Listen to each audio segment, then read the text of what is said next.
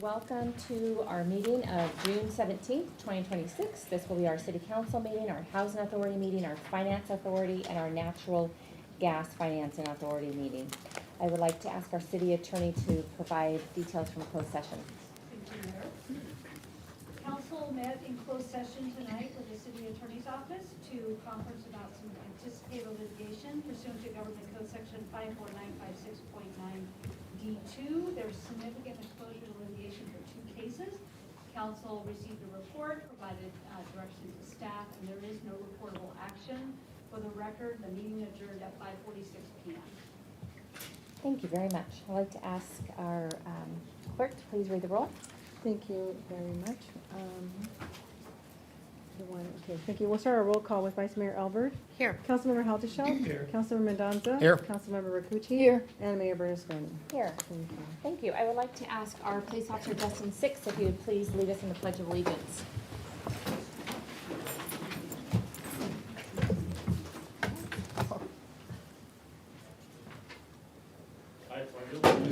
To the flag of the United States of America and to the republic for which it stands, one nation, under God, indivisible, with liberty and justice for all.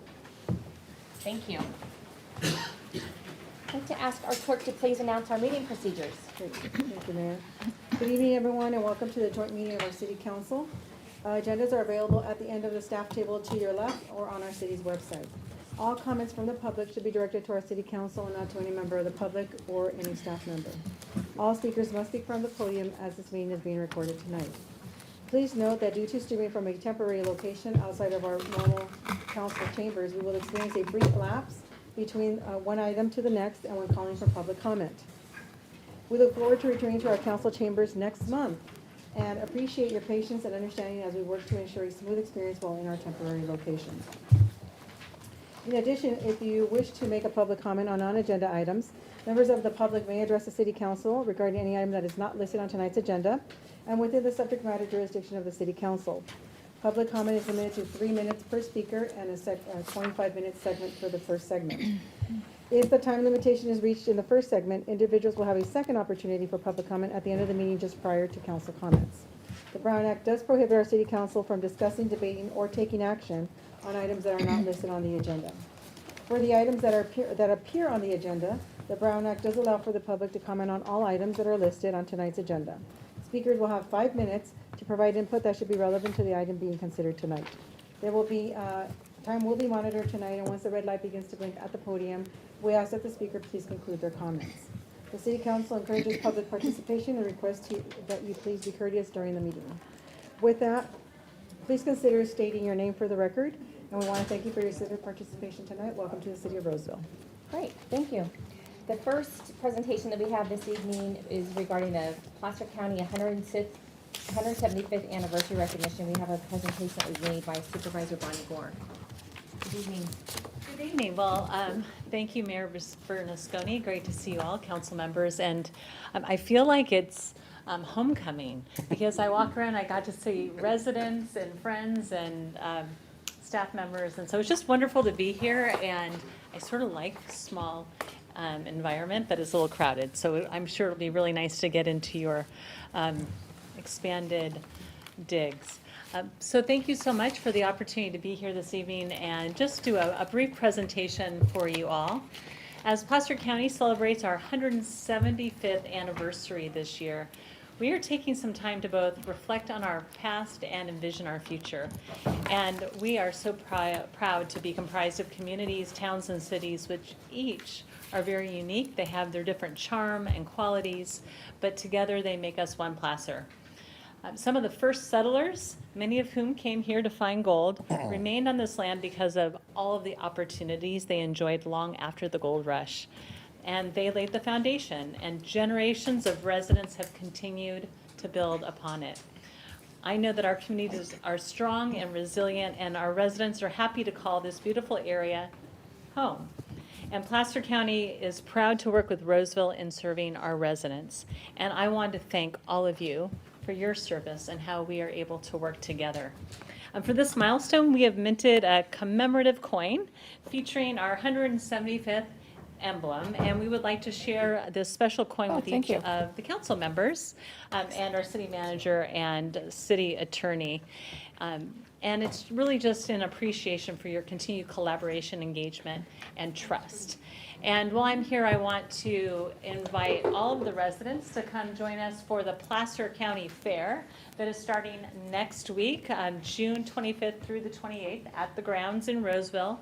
The theme is past, present, and future, so we'll be talking about 175 years past and what we will be doing in the future, which I know good things are to come. So I just want to say thank you all for your contributions to our community. It really is because of folks like you who invest your time, your energy, your talents, some frustrations. We work really hard to make this a great community. You have done a great job in the city of Roseville, and I just look forward to continuing to work with you all in the future as we move forward. And we look forward to another 175 years. I'm pretty sure most of us will not be here then, but the work we have done, really, the work we're doing now, sets the next foundation for our future. And I know that our grandkids, great-grandkids will benefit from the work that you have all done. So thank you all so much. Appreciate it. Appreciate the time. Thank you, Supervisor Gore.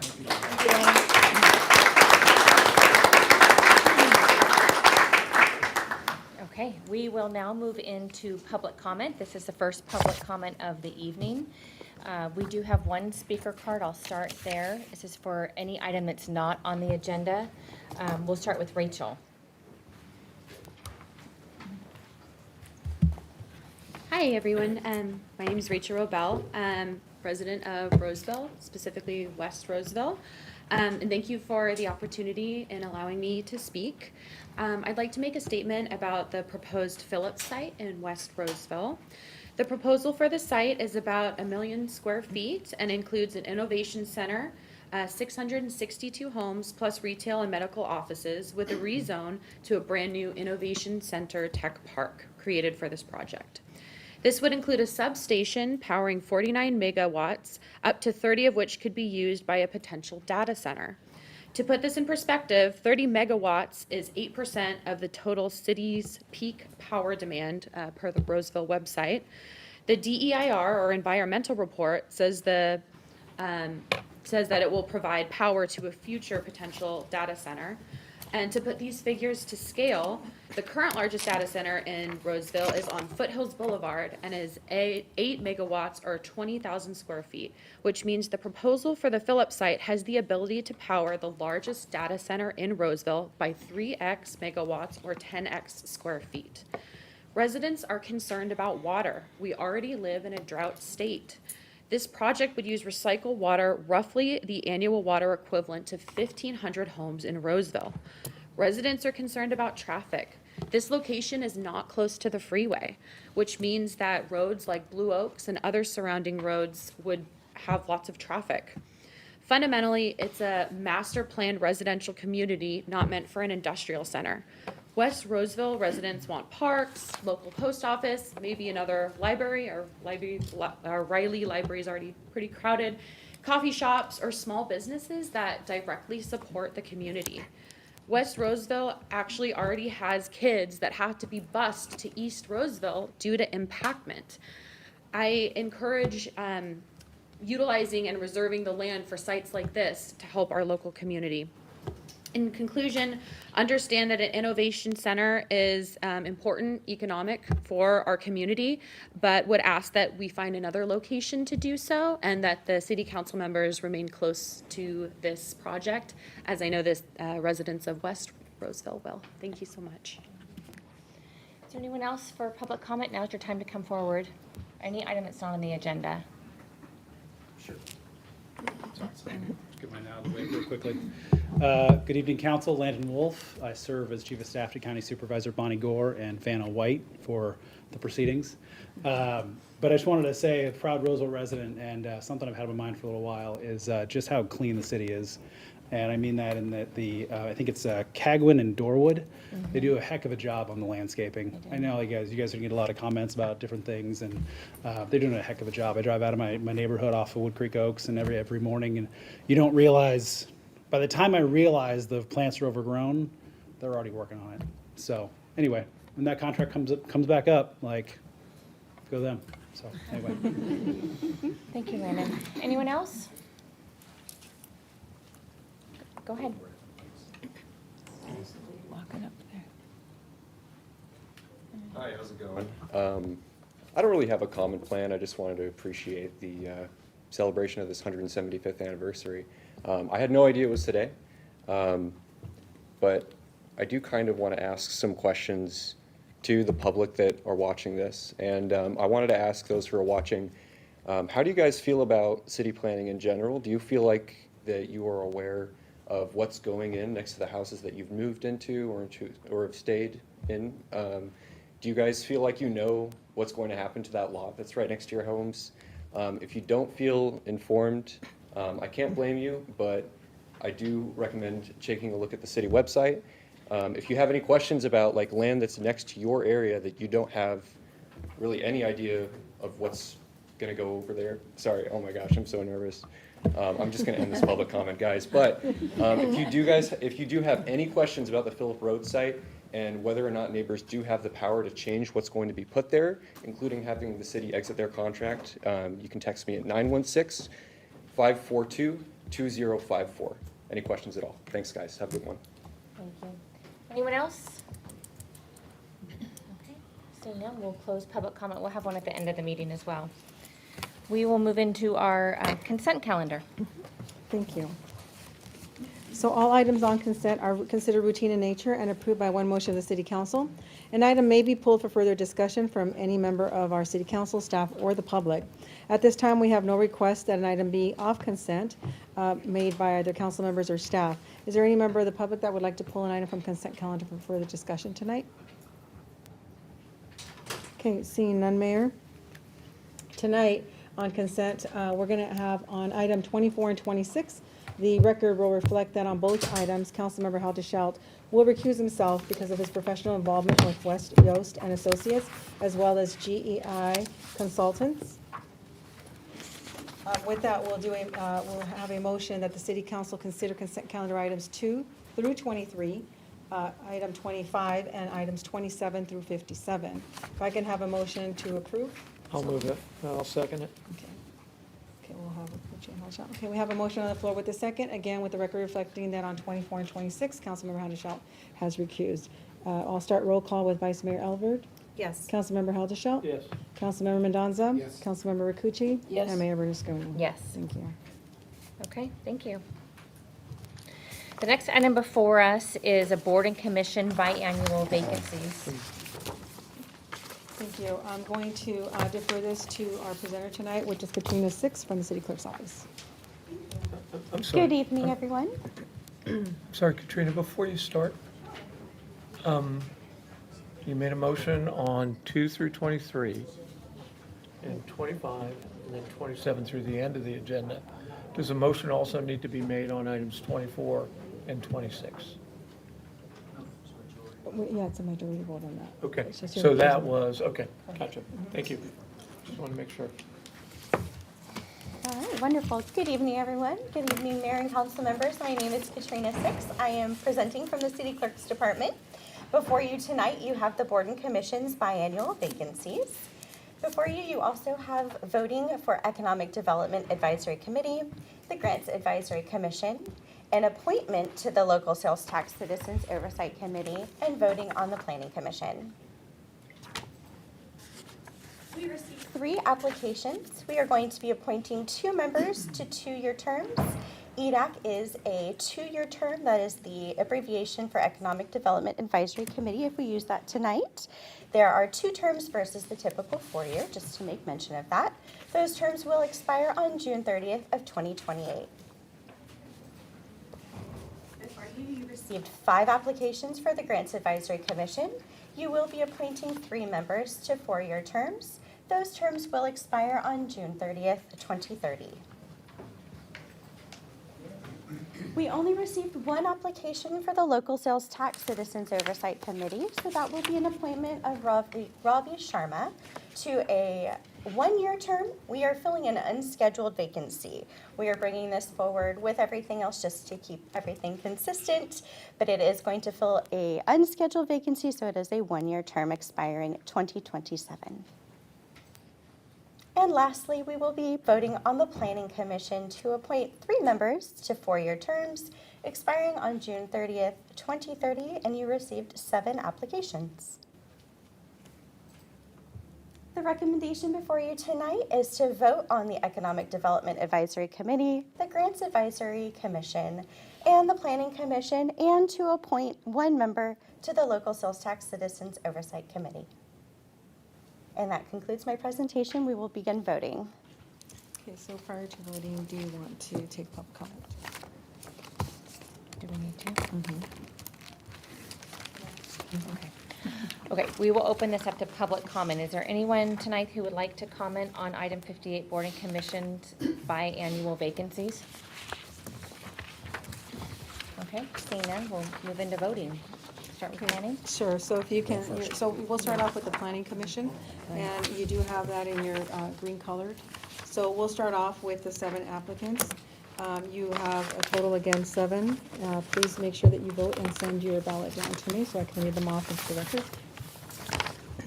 Thank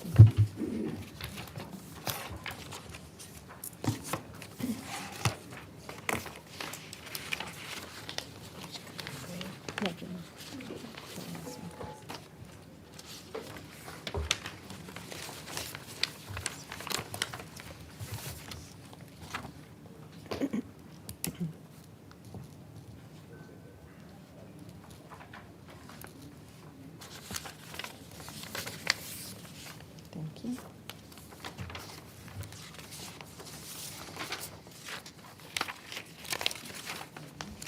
Thank you. Okay, so for the Planning Commission, Councilmember Houdeschelt has made a selection to vote for Ed Chris, Einer Maisch, I hope I said that correctly, Jason Probst.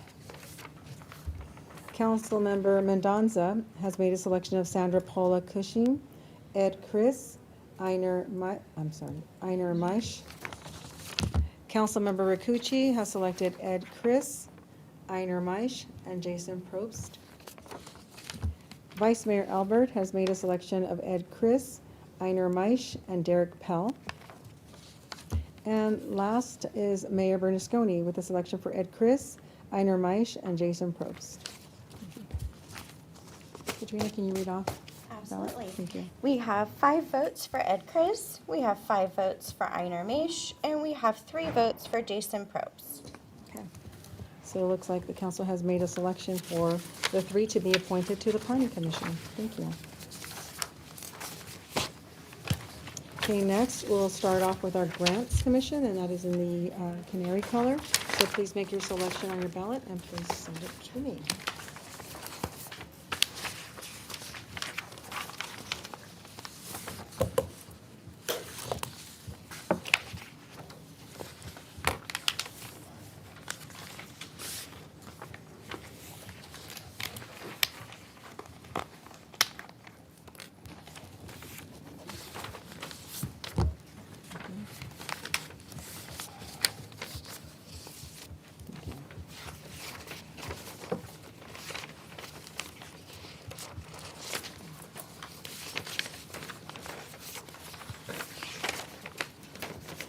Okay, we'll start off with Councilmember Houdeschelt, with Nina Acosta, Rick Jenkins, and Loretta Odebi.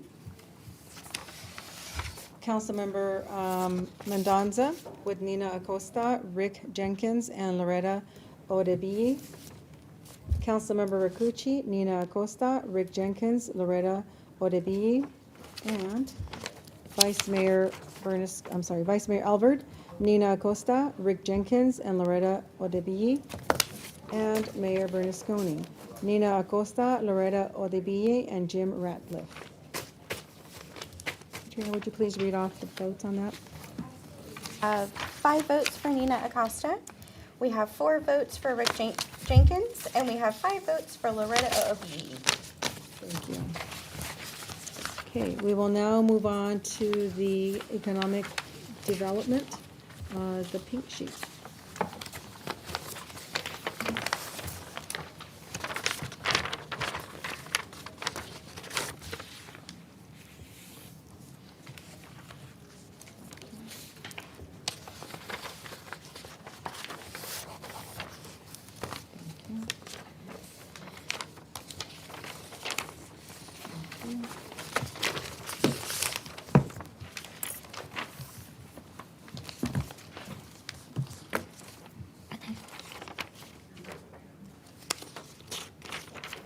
Okay, we'll start off with Councilmember Haudashelt, with Kristen Holihan and Derek Pell.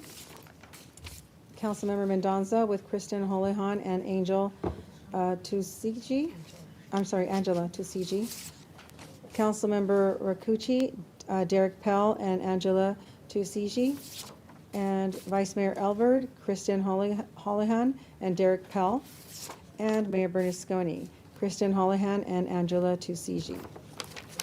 Would you please read off the votes? If I got mine, I'm so sorry, the first vote, I was handing off a pen, I apologize, was the very first vote for Kristen and Derek? Correct. Okay, so that would mean there was 3 for each person on that ballot. We would need to vote again. Oh, okay. Vote again. Yes. So there's, okay, yeah, we have 3 for each. Oh, she was here to vote. Yeah. Okay, so please do a second ballot for economic development. Do that. You should have a second, please.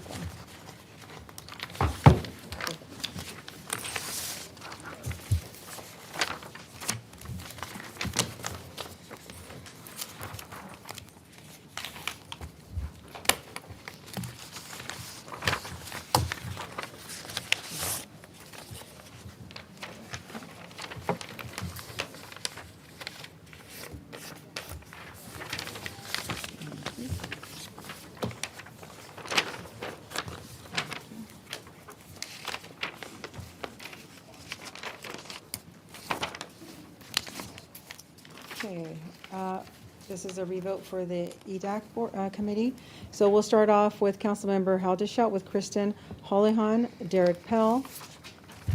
Councilmember Mendoza, Kristen Holihan and Angela Tucci. Councilmember Rakucci, Derek Pell and Angela Tucci. Vice Mayor Elbert, Derek Pell and Angela Tucci. And Mayor Bernasconi, Kristen Holihan and Angela Tucci. Okay, so that makes Angela Tsukiji she would be appointed, but we have a tie again for Derek and Kristen with 3 votes. Would it be okay if one of us didn't vote to break that tie? Do you have another one? Yes, right? So we'll do a third time around. So please make your selection on the third ballot and send them in. Now pink. Oh. Shoot. I think I wrote them all. I just crossed all mine off and then so. Oh, okay, So 'cause yeah, I just vote for one of them. okay. This is.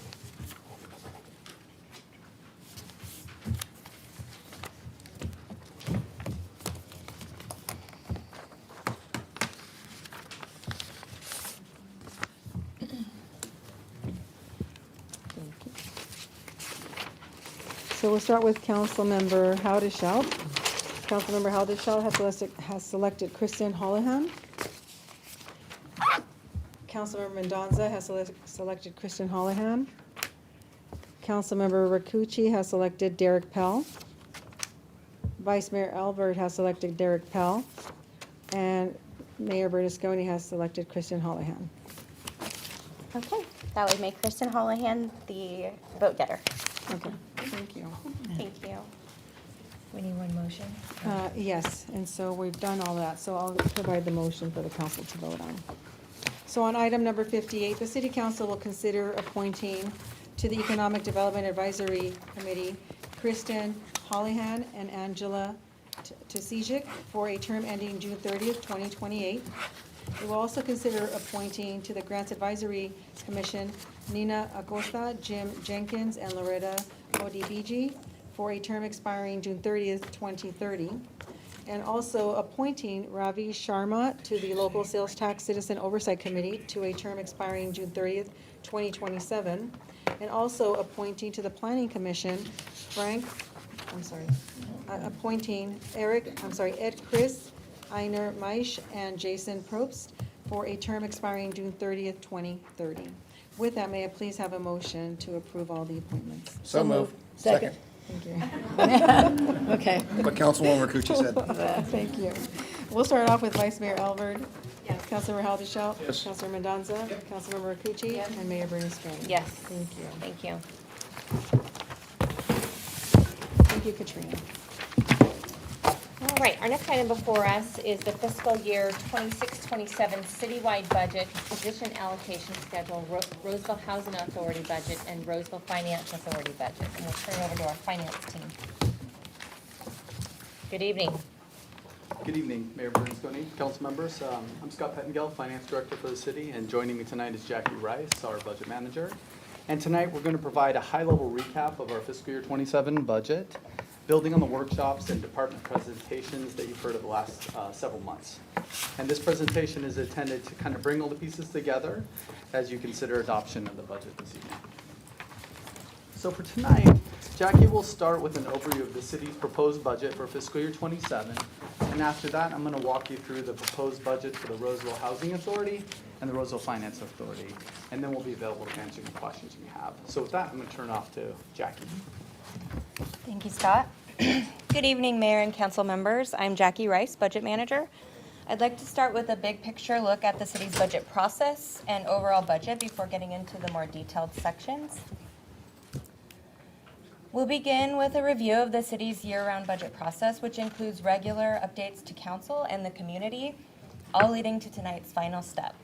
The process begins in February with the City Council Goals Workshop and a staff presentation on the budget development calendar.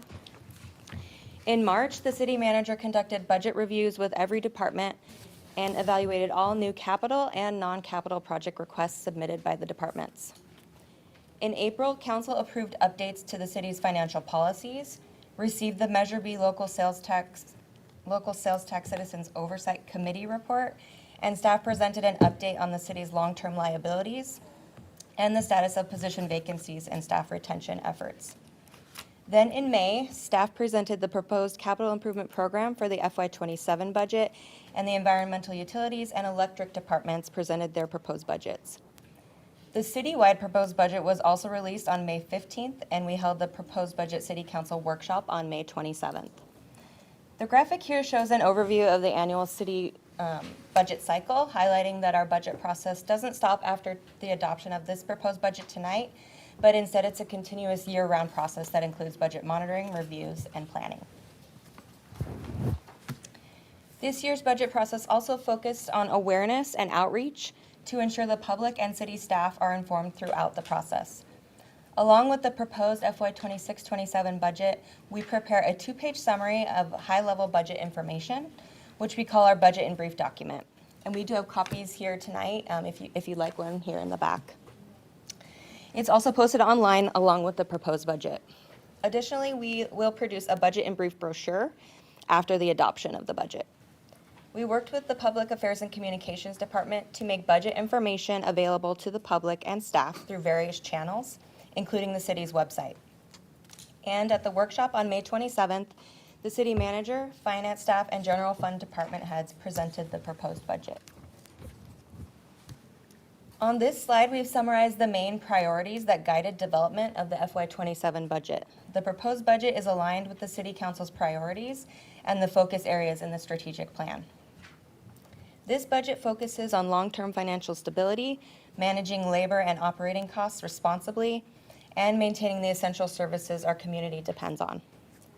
Public safety remains a key priority. This includes the additional staffing for Beat 8, continuing to fund our reserves, and planning for long-term obligations.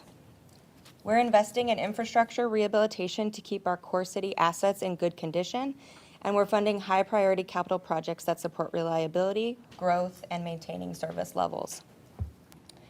There are also targeted service enhancements where regulations or service demands have changed. And as the city continues to grow, we're adding resources where needed to maintain service levels. And finally, we continue to prioritize transparency, ensuring the community has clear and accessible information about how the budget supports these priorities. Now we'll move on to the budget summary and start with citywide revenues, which for FY27 are $885 million, an increase of about $75 million from the prior year's adopted budget. Enterprise funds remain the city's largest revenue source. These include our utilities and transportation. Together, they make up 54% of total revenues. The general fund is the second largest revenue source at 27%, and these funds support our core city services such as police, fire, parks, recreation, and libraries, development services, and more. The remaining 19% of revenues come from other funds, which include revenues from special districts, development fees, and golf operations. Overall, the distribution of revenues remains consistent with prior years. Moving on to citywide expenditures, the total for FY27 is $877 million, up from $827 million last year. Even with the increase in total spending, the share of each major spending category remains similar to prior years. This pie chart shows the $877 million by major category, and as a service organization, the largest portion of the budget is for salaries, wages, and benefits, comprising of about 38% of the budget. Materials, supplies, and services make up $246 million, or 28%. Capital and non-capital projects are budgeted at $114 million, or 13%. Electric power purchases account for $96 million, or 11% of the budget. And the remaining 10%, about $88 million, falls under other, which includes spending on debt service and other items. To address growing community needs and council priorities, departments initially requested 30 new positions. However, due to budget constraints, the proposed budget includes a net increase of 14 positions, which represents a 1% increase in staffing by adding 18 positions and eliminating 4 positions. This proposed budget funds 1,433 positions citywide. In addition, the budget includes funding for 2 positions that will return to the City Council for approval once the related position classifications have been established. Building on the citywide staffing summary, this slide shows the position changes by department. In the utilities departments, electric is adding 5 new positions, and the environmental utilities department is adding 6 new positions. These positions reflect operational needs in the utilities and are supported by dedicated utility funding sources. The police department accounts for the 4 general fund additions to support the establishment of B8. Parks, recreation, and libraries, public affairs and communications, and public works each include 1 additional position. The additional position in the public affairs and communications department represents the conversion of an existing limited term position into a regular position that has no budgetary impact. Staffing changes also include position eliminations in development services, electric, and information technology. These are vacant positions identified for removal as part of cost management, promotional reclassification, and operational alignment. Overall, this budget includes a mix of new positions, reclassifications, and position reductions to meet the city's staffing needs in the coming year. The proposed budget includes $90.5 million of capital project appropriations, with the majority in electric, parks, recreation, and libraries, and the wastewater and water utilities.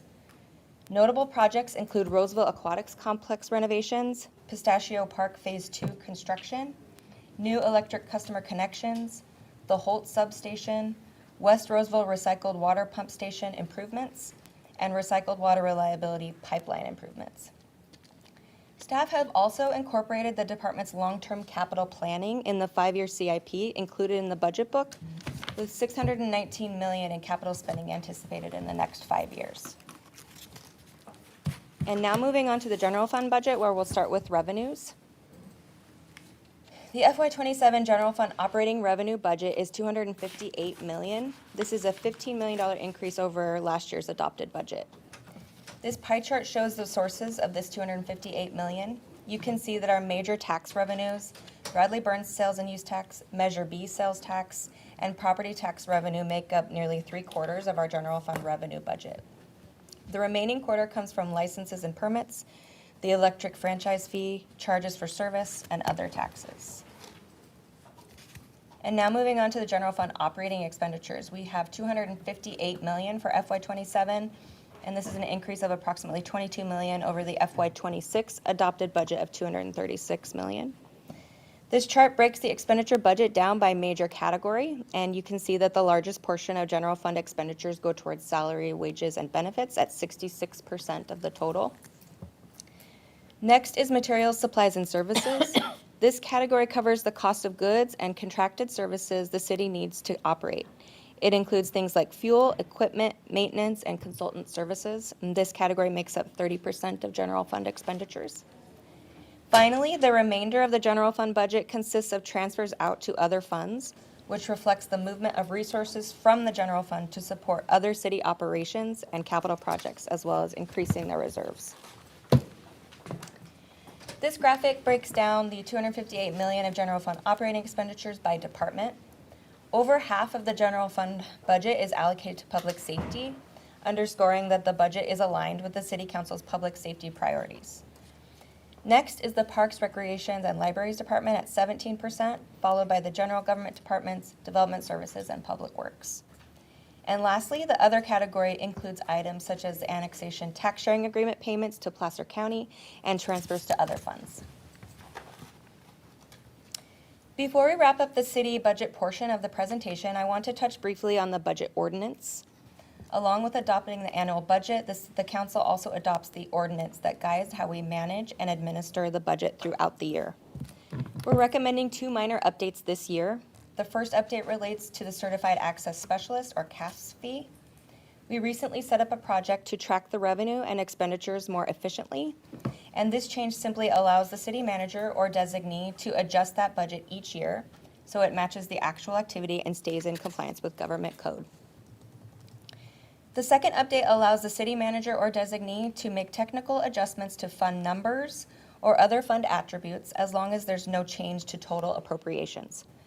This just gives staff the administrative flexibility to keep the budget structure clean without affecting the adopted budget. And with that, I'll turn it over to Scott. So first, I'll be reviewing our proposed Roseville Housing Authority budget for fiscal year 27.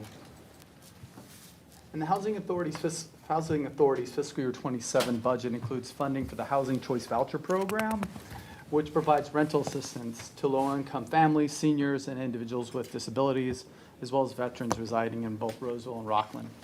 And this program supports up to 846 households, promoting both housing stability and economic self-sufficiency. Additionally, it injects approximately $13.5 million in federal funds into the local economy each year. All funding for the Housing Authority is provided by the U.S. Department of Housing and Urban Development, which is commonly referred to as HUD. So the Housing Authority budget includes approximately $11.6 million in federal funding from HUD to support rental assistance programs. With respect to administrative operations, the budget includes approximately $1.1 million in funding from HUD, as well as approximately $31,000 in administrative fees from the City of Rockland and tenant repayment agreements. These revenues support salaries, wages, and benefits totaling approximately $1.1 million, along with approximately $243,000 in other operating costs. Overall, expenditures exceed revenues by approximately $151,000, and the budget is balanced using available fund balance for resources. So moving on, I'll provide an overview of the fiscal year 27 Finance Authority budget. And the Roseville Finance Authority is a separate legal entity established just to provide financing for our city capital improvements. The fiscal year 27 expense budget for the Roseville Finance Authority totals approximately $1.6 million. The budget includes $879,000 for debt service payments on the certificates of participation for 316 Vernon Street, and the capital outlay portion of the budget totals $646,000 to fund improvements at Crab, Go-To, and Eureka Park. And about $48,000 is related to debt refunding savings, which will go back to participating CFDs. So to conclude, I'll be reviewing the recommended actions with this item. And this item includes 3 recommendations. The first is adoption of an ordinance approving the fiscal year 27 citywide budget and the citywide position allocation schedule. The second is approval of resolution adopting the Roseville Housing Authority budget for fiscal year 27. And finally, approval of a resolution adopting the Roseville Finance Authority budget for fiscal year 27. So this concludes our presentation, and we're happy to answer any questions you have. Thank you both very much. Does council have any questions for staff before we go to public comment? Yeah, I do. So one of the priorities is infrastructure rehabilitation. That covers a wide variety of things. Would Weber Park have been under that infrastructure rehabilitation? Yes, it would. Would the work that's being done on Kirby Way right now be part of that infrastructure rehabilitation, Kirby Way, or in that Kirby Woods neighborhood? Street rehab is included in our rehab program. Right. Okay. In the capital improvement program, you've laid out the annual proposed expenditure, the 5-year CIP. I just want to make sure, I'll ask it in form of a question, but on page F4 of our budget book, does that 1.3, almost 1.4 billion dollars represent what the capital improvement need is throughout the city, various departments, regardless of where it's funded? F4, page F4. And then we're at 4 for fiscal 27. So total projects, 1.4. Oh, and that 1.4 for total project? Yeah. Yeah, so that represents the total available resources that we have available today, so unspent CIP resources available today, as well as appropriations that are included in this budget for fiscal year 27, as well as planned appropriations over the following 4 years. Yeah, okay, I messed my question up. What's our need versus what we have? It's greater than the 5-year, 619 million we're spending. What's the need? Would be the 619 million minus the 90.5 million would be the need. I don't know if that, I can't do the math off the top of my head, but we can look that up. Oh, you don't have to give me, you don't have to do math Yeah. here. Okay. It's something like. There's a lot of math, there's a Yeah. lot of math in this book right here. It's so 619 minus the I 90 encourage, million. yeah. Yeah. You want to say something? Well, Scott, thanks. I would just add, I mean, one of the things we look at, and particularly as we continue to try to fund more and more of our capital needs, at this point, Councilman House, I'd say on average, we're probably funding 25 to 30 cents on the dollar of what we actually need to spend. So there are significant unmet needs when it comes across the city for capital construction. But that's very common. No city in the United States, particularly in the state of California, can fully fund their capital improvement needs. Right. It would pretty much eliminate all services you provide. And to both of you, maintenance falls under the capital improvement program, right? If it's capital related, yes. If it's capitalizable, yes. So I understand we're doing, we're gonna be rehabilitating some roads with, I'm gonna get that term wrong, but, concrete, it's a new concrete type that we did on a segment of Washington. And we're gonna have clay pipes underneath our street. All of that is rehabilitation, maintenance, and other things. Yes, and that's a lot of those forecasted needs are in that 5-year forecasted cost. So, and that just really just helps us plan for the future. And that's the reason why we go through that process, to kind of see what our needs are so we can plan accordingly. And I'll ask this in the form of a question. There was a point in time in which the economics of the city didn't allow us to build capital improvements because we didn't have the revenue to maintain the operation and maintenance. So we delayed certain park improvements and probably other things. Is that correct? Yes, over time, we've had to do that. Okay, thank you. Specifically, yes. I mean, there were times, 2016 to 2019, where Central Park, Harry Crab, some of the other parks that were citywide, that the city made a policy decision not to build and do additional spaces of those parks because we could not fund the maintenance. Right. Yes. And so while we're, anyway, thank you, Mayor. Any other questions of staff? Okay, we'll open up for public comment. Is there anyone here tonight who would like to make a comment on this item? Now's your chance.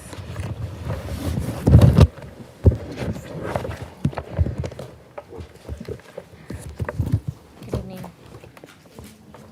Hello, everybody. My name is Julia Sweeney, and I appreciate the conversations that I've had an opportunity to speak with many of you about the budget and just the needs of our community. So for those who I was able to speak with, thank you so much.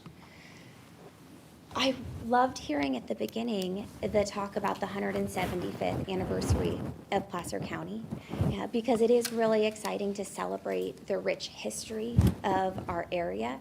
And I love that we are talking about that in the same presentation with the Placer County Fair. And I would invite everyone driving to the Placer County Fair to look around at the maintenance as you are driving there.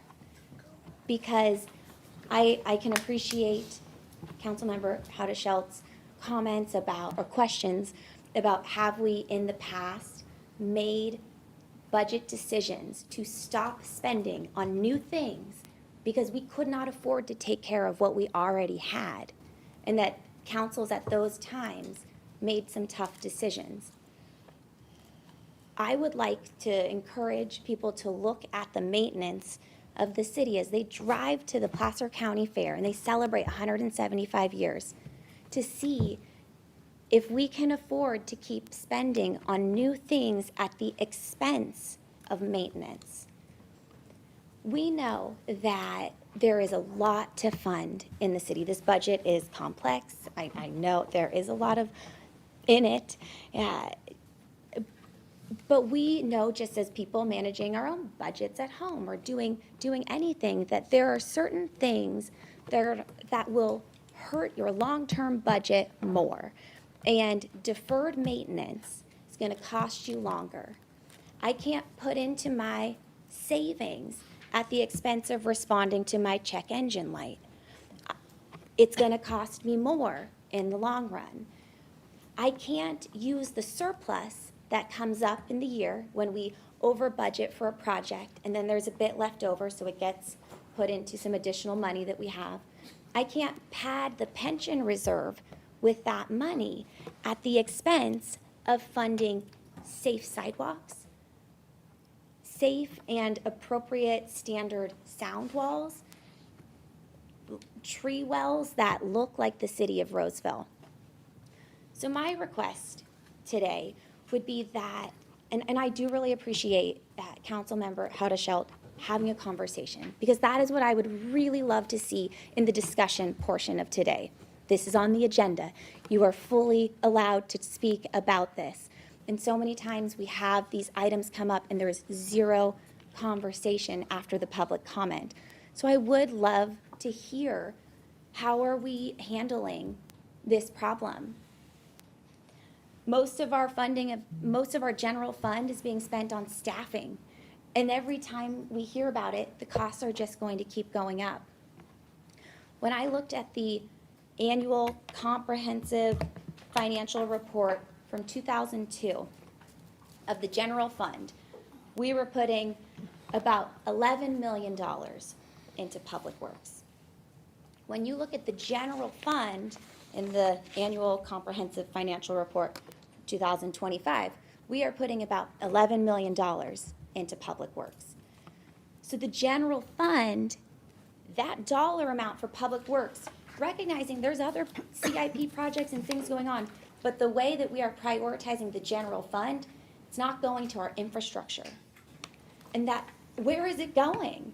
It's going to support the staffing needed for this growing city. So we need to have a plan for the maintenance.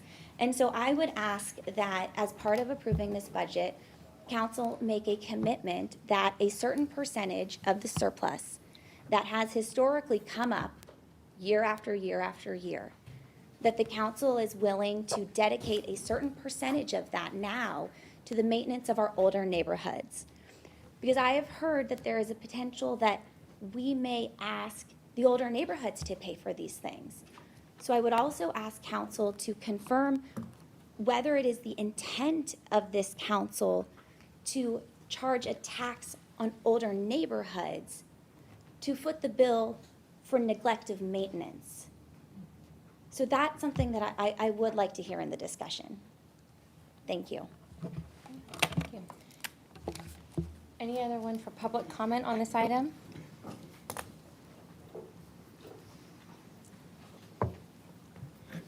Good evening. Chapman, I'm also in an older neighborhood, and, you know, with the sound walls, I guess just, again, it's this idea when you are in a LLD or a CFD, one of these districts, you are paying into that at the beginning of the 30-year replacement cycle. And I think that's the comment there is just that all of a sudden these older neighborhoods are going to get hit with, you know, 30 years of cost that hasn't been saved for.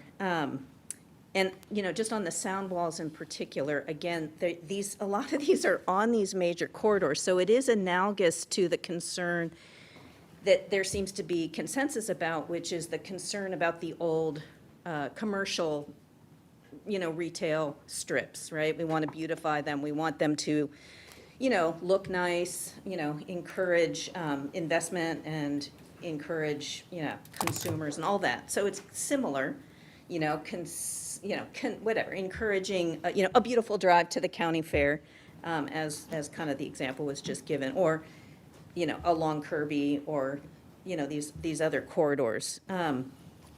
So I just, you know, kind of on that, a question that comes up when you look at all the pie graphs and the high level is whether all those CFD or LLD funds, which are funding a lot of this maintenance, but it was envisioned and planned for when the division or subdivision or the development went in, and it was a plan for that long-term, you know, maintenance, but it's not broken out. I'm not sure if it's property taxes, because I think it does end up on the property tax bill, or if it's other taxes. And it would be helpful, you know, as this, you know, exploration of this topic goes forward, to sort of split it out, because it's, you know, it's well managed, it's planned for, it's, you know, something that had foresight and everything. And then, you know, I'll just say, I noticed in the ordinance that, you know, it talks about the contingency and the, you know, the authority that,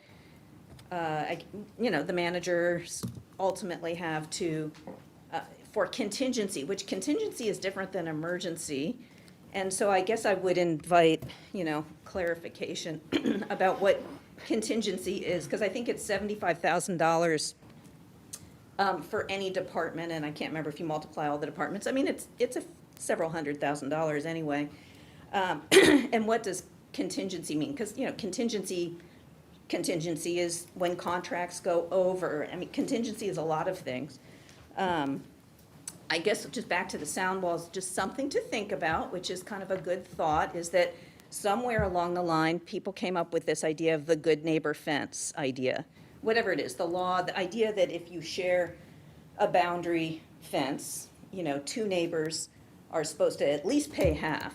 And so with that in mind, you know, until, you know, more gets maybe figured out about these sound walls, these corridors, of which on Kirby, it's an incredible patchwork of a bunch of it is coming out of general fund, at least half is coming out of general fund, and then some other half of it is left on those perimeter property owners, in theory. But just thinking about good neighbor fence, the boundary wall is clearly a private property on one side and a public property on the other side. And so it would be really great to start thinking about, you know, contingency and saving and planning for at least half of the cost of that until, you know, something else gets figured out. And then I just also want to say, I did notice in consent calendar that there was something approved for investing in, and I think it was out of one of the CFDs, but a new transformer, and it was several $100,000. And it's just, again, with future planning, and growth and all these things, just one of the things I've learned is about, barriers to generating solar energy on the older homes. Obviously now the newer homes are required to have solar panels and everything, but it seems like it boils down to the transformers can't handle it. The transformers can't go in two directions, and the problem is you can't generate more than you use, anyway. But it's just, again, it would be obviously a good thing to have more energy somehow generated. And, I think about school tops and all the public buildings, all the rooftops, but there's all the private rooftops. And one way or another, we're going to need more energy. And I know there's at least one project in California where it's really just a community trying to create that kind of system for even power shutoffs and backup. So, thank you. Thank you. Is there anyone else tonight who would like to comment?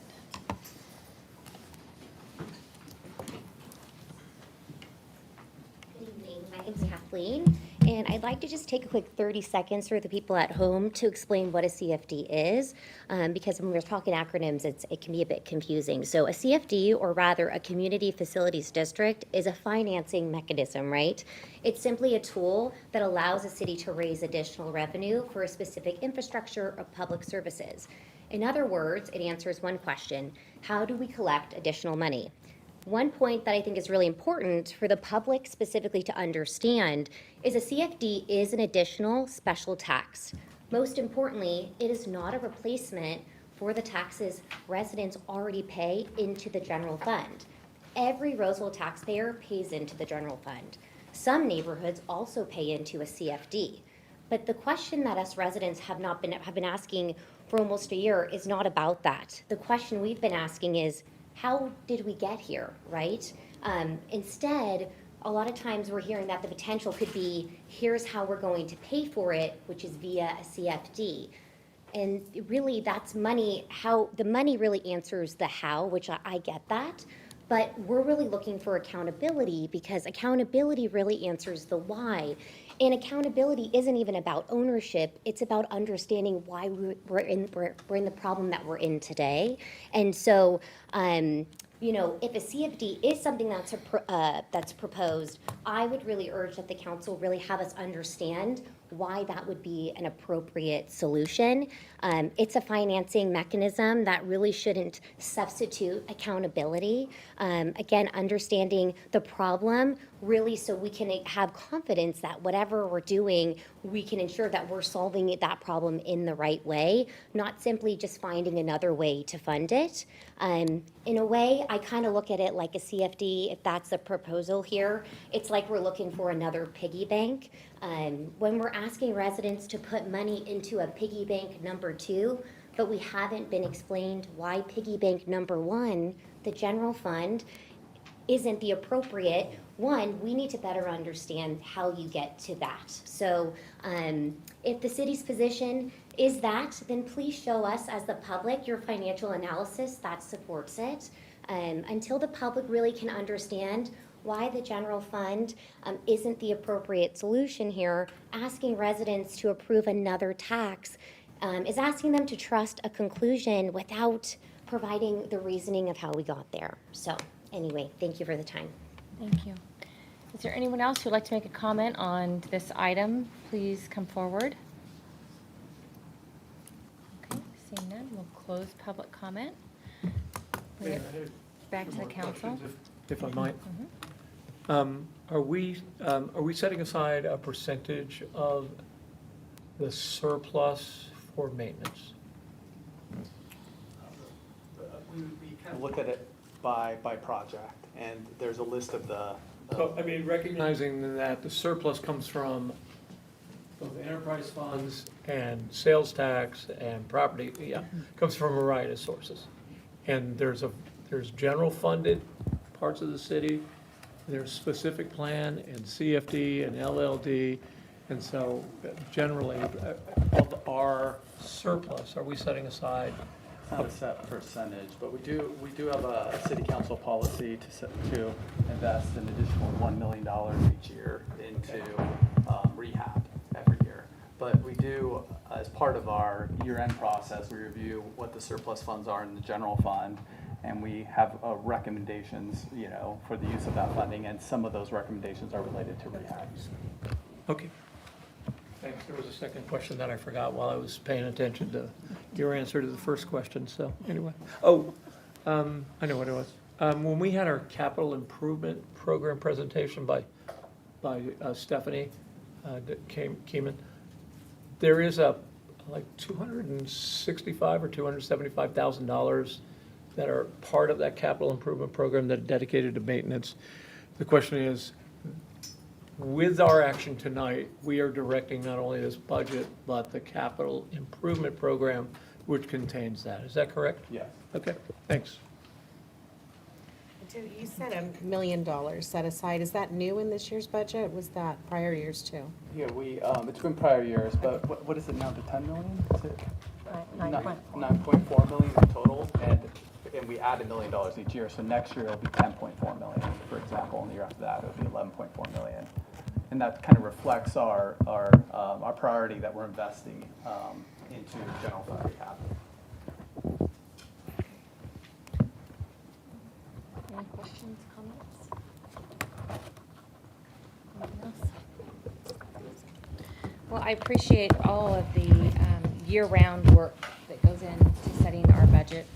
I feel like this budget is thorough in the sense that we are able to address really paying the bills of our city, as well as addressing technology needs, our utilities,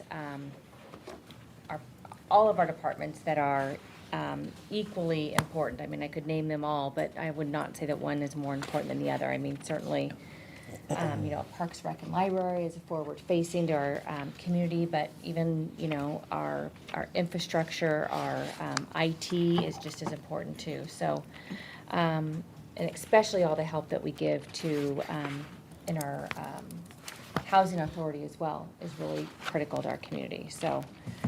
Mayor, if not everybody's idea of safe streets is everybody's idea of safe streets, because I can remember that we would get requests for sidewalks around the fairgrounds, and people said, no, I didn't move here for sidewalks. So it's a delicate balance that we have to do before we launch into something like that. So.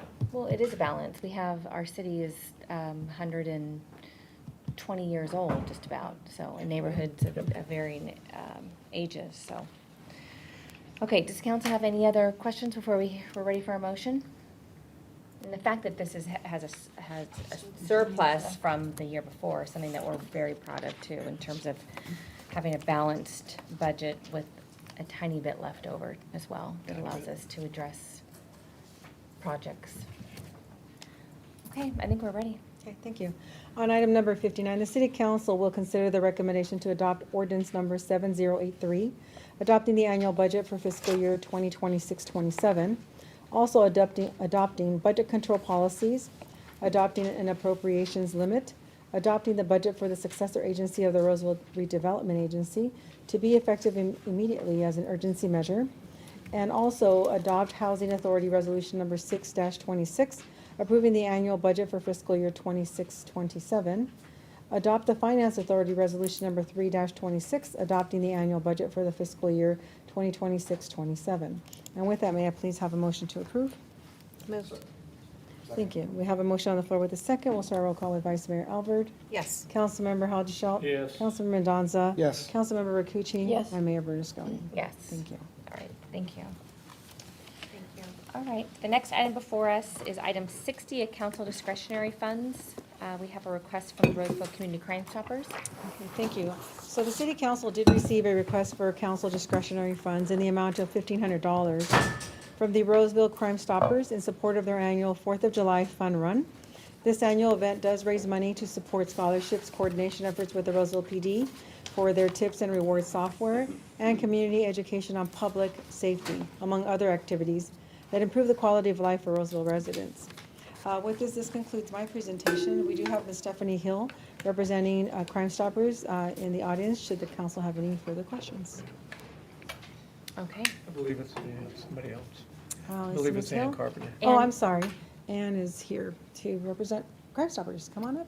And did you say what our balance Yes, so be? currently our balance current balance is $4,021, and last year, this organization received $2,000. Okay. Good evening. Good evening, Mayor Bernasconi and City Council. My name is Ann Carpenter. I'm the president of Roseville Community Crime Stoppers. I'm here this evening to respectfully request a $1,500 sponsorship for our event, Run Crime Out of Roseville, on the 4th of July.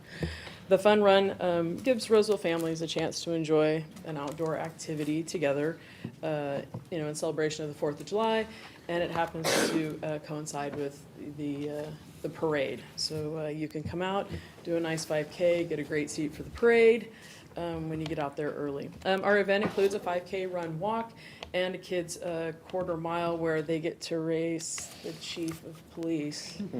Yeah, they all go out sprinting. The proceeds from our event go towards maintaining the anonymous tip software that's used in partnership with the Roseville Police Department.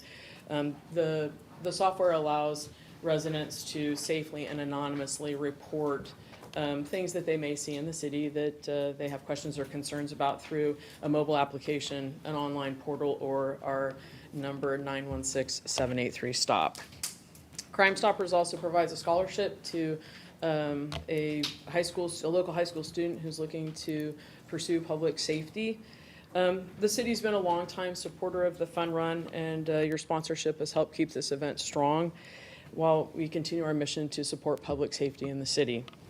We'd greatly appreciate your support again this year. If granted, we'll apply the funds as we always do, and that's to strengthen the programs that help keep Roseville a safe place to live, work, and play. Thank you. Do you have any questions? Last year, 2,000 was requested. Is there a reason why there's a different amount? Is there?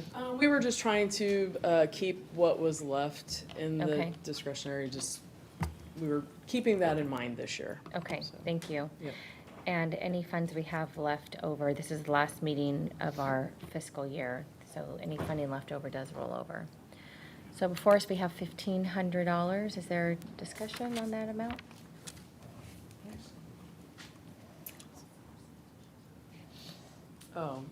Yeah, we've got more sponsorships too. Oh, good. This just in? Just in. Thank you. So with the $500 less in your ask, did you make that up in other sponsorships? Yeah. Okay, so you're still whole with the event at that Yes. lower amount? Thank you. Okay. I think it's a good idea. It's a good idea. It really brings the community together, and it's fun to see them run. I watched you guys run, but it was fun. Just want to know, as a chief in training. I hear he can do a quarter mile pretty quick. Okay. Yeah. Okay. So we do have He did a 400. Yeah, we have local law enforcement. The police officers go out there and they're in different colors, so people can see them on the 5K. But he's gonna go with the littles this year. What's the 30th anniversary of this? Records, we don't have records that go that far back, is that what you're saying? Yeah, I don't know how far the fun Goes run. back to Earl Rush's days, maybe. Yeah, it goes back quite a ways when it started in Royer, and I think I've been associated with it for probably.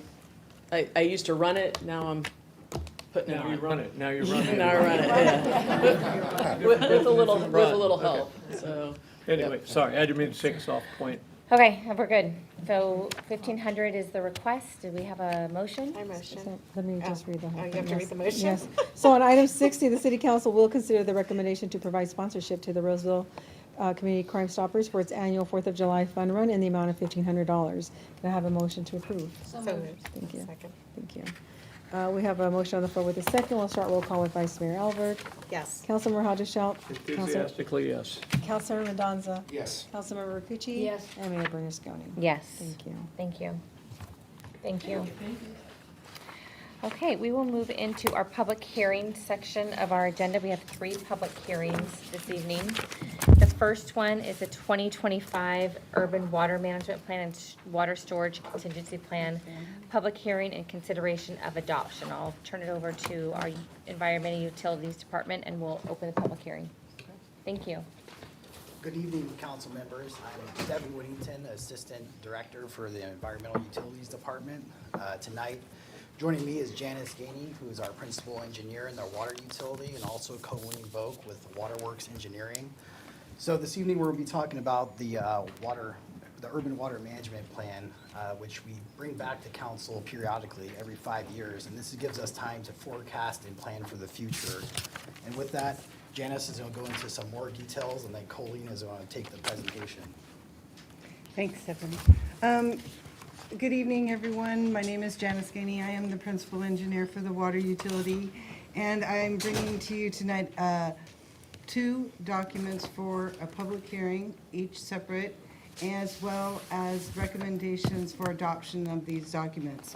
They are the Urban Water Management Plan and the Water Shortage and Contingency Plan. Water Code requires that we update these documents every 5 years, so you saw us back in 2020, and we're here to update them today. The Urban Water Management Plan provides long-term resource planning to ensure adequate water supplies are available to meet existing and future needs. The Water Shortage and Contingency Plan is an action plan for addressing water shortages, including drought. The Water Shortage and Contingency Plan describes water demand reduction and supply augmentation actions to be taken in the event of a water shortage. Both documents must be adopted according to a defined public process. The 2 plans require public hearings be held to provide an opportunity for all city water users and the public to become familiar with the plans and to ask questions about their contents. In addition, the hearings present an opportunity for the public to learn about our commitment on the city's continuing plans for providing a reliable, safe, high-quality water supply. Copies of these 2 plans have been made available electronically on our website for over a month, and hard copies have been available in the city clerk's office. Don't be afraid, these are big documents, and we know that we can't go through the whole thing. So Colleen is going to go through the highlights and the key findings before we take comments. Good evening. Thank you, Janice, for the introduction. I appreciate it. I'm Colleen with Waterworks, and as Janice mentioned, I'll go through that. So the documents have essentially 2 purposes. There's regulatory compliance and that piece, making sure that we're have everything in line on that side. It opens some doors to grant funding. But also it's a supremely useful document. It's a great reference. It's a lovely summary of your system and all the ancillary components of your system that are part of the water management strategy. The Water Shortage Contingency Plan is Chapter 8 of the Urban Water Management Plan, so they make one package together, but that Water Shortage Contingency Plan is formulated to be a standalone document, and that's a requirement that DWR outlines. Each time each time both of these plans are updated at a 5-year interval, DWR issues a new guidebook with new and updated requirements. Since the last version of this plan in 2020, there have been no major changes in the California Water Code to the pertinent sections for this plan. So there are no new analyses, new categorical analyses, or new chapters in this plan compared to the 2020. So the update, if you want to go to the next slide. Yeah, there we go. So the updates to these iterations of the plans are really focused on making sure that the infrastructure descriptions and descriptions of your operational practices and policies are up to date, that everything reflects current practices and everything that's been built or added to in the preceding 5 years. For example, your groundwater facilities have been continued to develop and are represented in this plan as being used in emergency drought conditions and all of the different strategies that support that ability. In addition, some of your contracts have been updated in the prior 5 years, so we've captured here the update to your PCWA water supply contract, as well the recent update to the water form agreement, and capturing the provisions of the Artesian project and the terms that are associated with that. So those are all incorporated into the plan updates. The major portion of this plan and the purpose really behind it is to take a look forward at demand projections and supply conditions, and really take a critical eye to that and play a little bit of devil's advocate and look at what the maximum demand conditions might be in the lowest supply conditions and compare those two and see how it is that the city might be able to respond. So looking at the demand side, that ties in really closely with the growth projections for the remainder of build-out for the city. And we did a lot to make sure that we were aligned with other planning efforts that the water utility has undertaken. So currently, the water utility is working on the water master plan update. That's still in progress, but we worked with that consultant through Janice to make sure that we were aligned as much as possible. Those two different efforts have a bit of a different purpose ultimately, but making sure that we're looking through the same mathematical lens. And one of the ways that we aligned was with the unit demand factors. Those are factors developed by land use type for all of the, and applied to all of the parcels through the city. So that those updates, the factors were updated as part of the water master planning effort, and we used those same factors in this analysis to make sure that they were consistent. One of the components of update in this plan was the date of build-out. So in the 2020 plan, we were looking at build-out around the year 2035. And looking at more recent trends, we were identifying something closer to 2045. And that is consistent, again, with the water master plan progress, that process they're going through. We also captured some of the estimates for the higher water demand that may be incurred as part of the development of the tech sector, and we made sure to incorporate that here. Again, to look at the worst case scenario on demands, the highest level of demands, and make sure that those could be met in any condition. So here we've got a snapshot of those projections on the left-hand side in this table. One thing I'll note here is we try to take, again, a conservative look at what demand could be. So in the 2025 column, those numbers are based on metered data collected in the year 2025. But to the right in that table, in the 2030 and through 2045 years, those numbers are based on those unit demand factors, and they are theoretical projections of what demand could look like at its high end. So again, that's the unconstrained demand projected out through those years. And that gives us the best tools for analyzing those worst case scenarios and being able to be as prepared as possible. Next slide, there we go. Okay, and taking a look on the supply side of things, these plans are really intended to analyze those drought scenarios that the city might encounter. And the DWR requires that the analysis be conducted for single dry years as well as a multi-dry year scenario. And in prior years, really those scenarios selected for analysis were based on what the city had experienced to date. So there were some drought periods in the teens that were significant, and that's really what the last set of analyses were based on. But in this cycle, city staff took that a step further and analyzed even more severe conditions that may occur that had a serious potential to occur. And that includes what we call the dead pool scenario, if fulsome supplies were unavailable in a particular drought year. And so that was considered as part of these analyses. So our key findings through this exercise are really to point out that in most year types, the city's available supplies are more than adequate to meet all demands. Looking, again, playing a little bit of devil's advocate, looking at those worst case scenarios, the comparison of the highest potential demand to the lowest potential supply, looking all the way out to build out, there are some year types where we do find shortages. Where the shortages are minor, the city's groundwater supplies are more than capable of augmenting the surface water supplies and meeting that demand with no issue.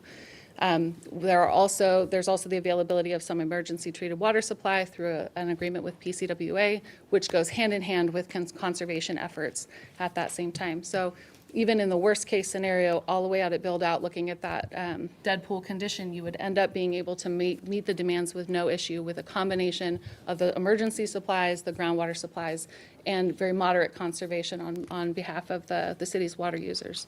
And just for comparison, it's something less than 30% conservation needed to achieve that. And in the 2015 year, I believe we saw something like 30 to 35% conservation efforts at a really high rate of success.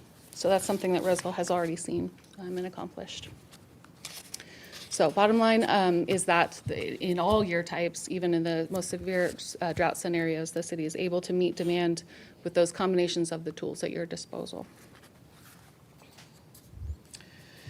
But it does remain important to be vigilant and to look towards the future and continue to try and improve efficiency and conservation of water as populations grow and development continues. So this is a great example of the success over time of the city. You can see the yellow line represents population growth, and the blue bars represent gallons per capita per day. So you can see that even as the population grows, the usage per person has reduced, which has kept the overall water usage very static over the years. So Roseville is really an wonderful example of success in this arena and remaining vigilant over the years and continuing to increase conservation over time.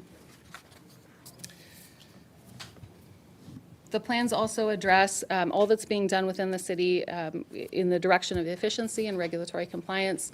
So there's a discussion in Chapter 9 of multiple components of the efficiency programs and the rebates and everything else that the city does to educate the public and continue to encourage efficiency. All of the efforts being made to comply with the State Bill 606 and Assembly Bill 1668, making conservation a California way of life. The removal of non-functional turf and continuing to be in compliance with all of the demand management measures that the state dictates. I'll pass it back to you. So that is the end of our presentation, and we open it up now for any questions or comments. Council have questions of the staff?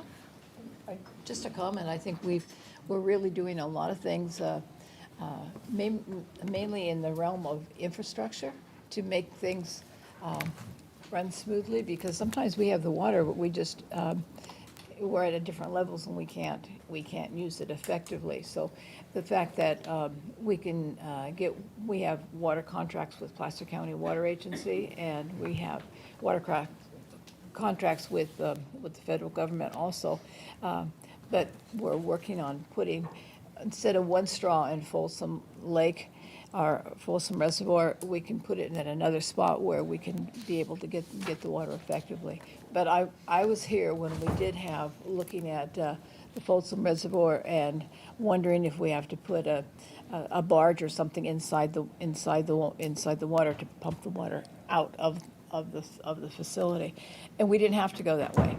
And we've made a lot of work together with our fellow PCWA and other entities to make sure that we do aquifer storage and recovery. So it's not just taking water out of the well. It's putting water in that's excess water that we have and storing it when we need it. And if we don't need it, we store it. If we need it, we can take it out and use it, so that we have multiple different type systems. And I think what's keeping us ahead is making sure we have the infrastructure, because sometimes the infrastructure takes a long time to add on. And other places, it's a little bit easier.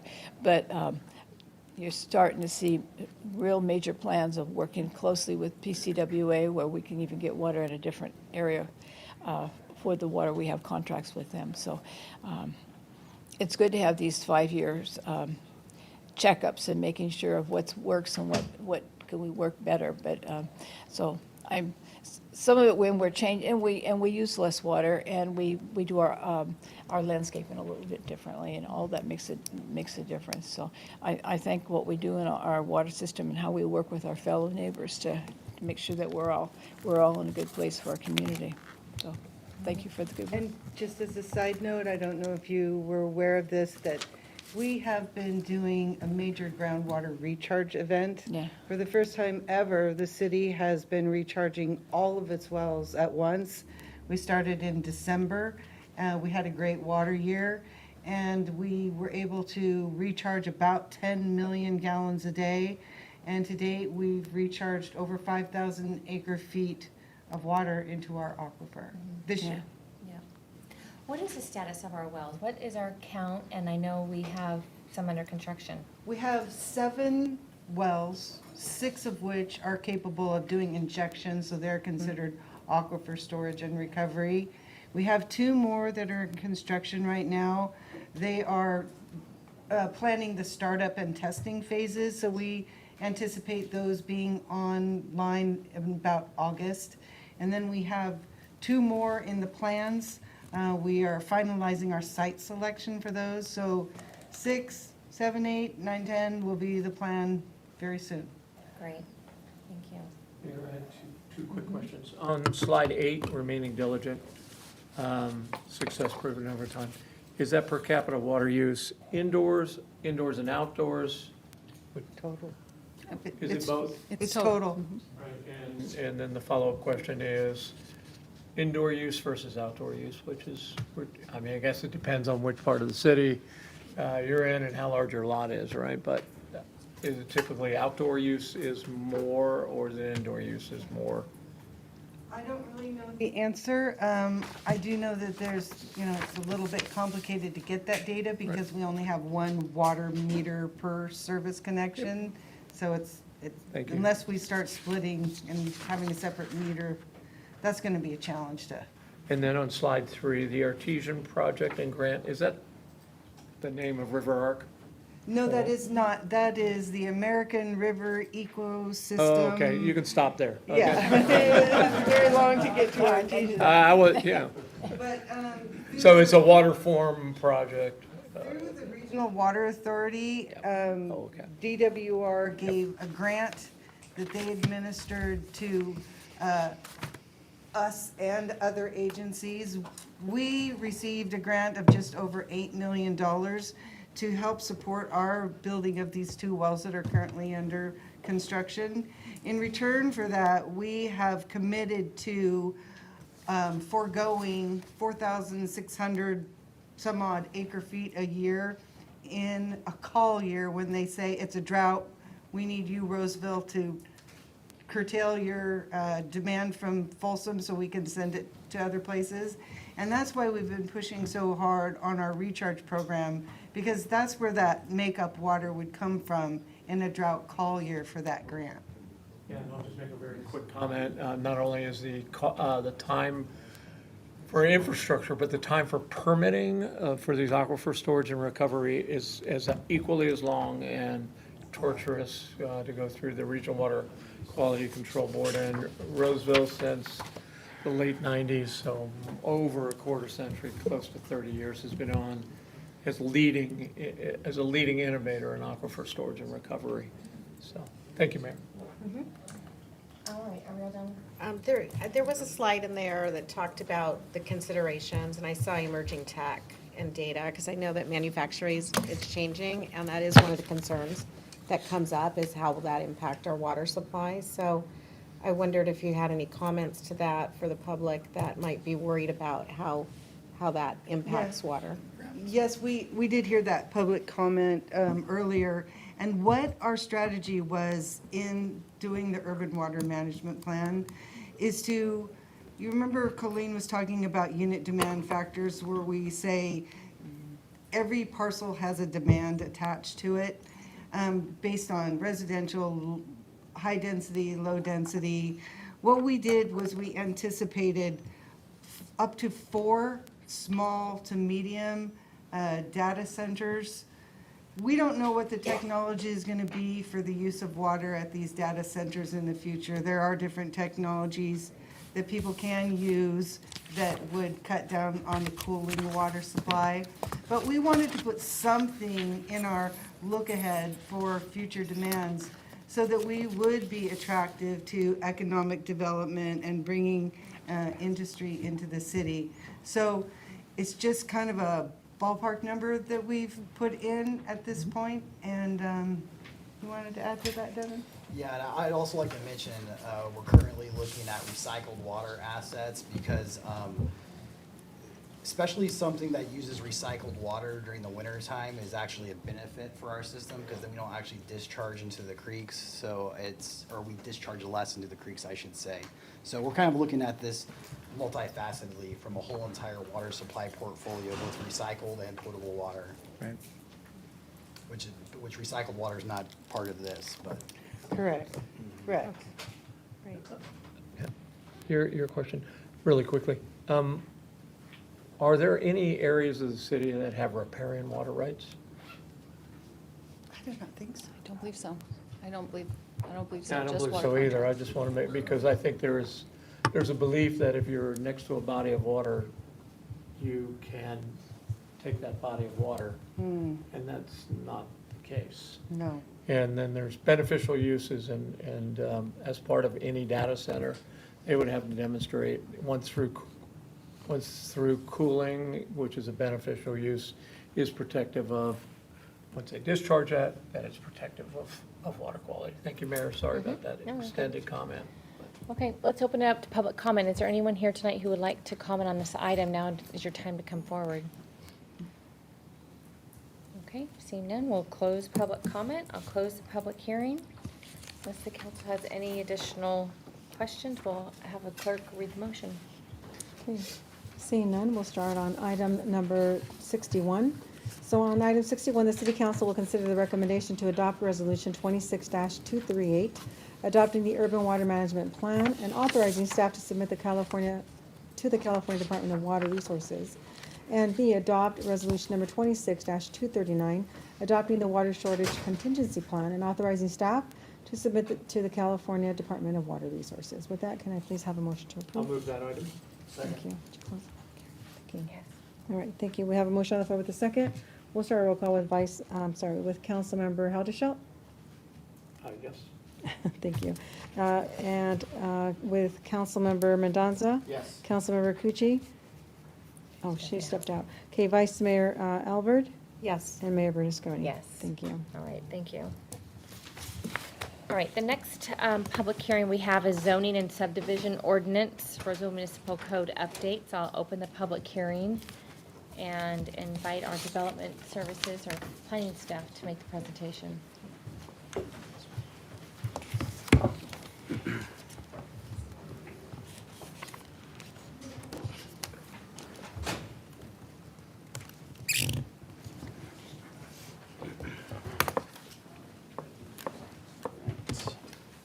Thank you, Mayor Bernasconi.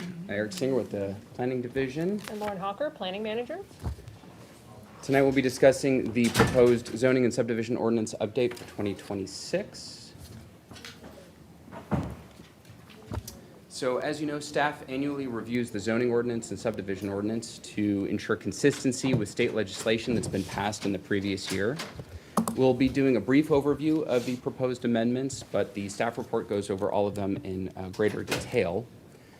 So the first proposed amendment to the zoning ordinance is an additional footnote to the residential use table that specifies that a daycare is permitted by right when co-located with multifamily housing.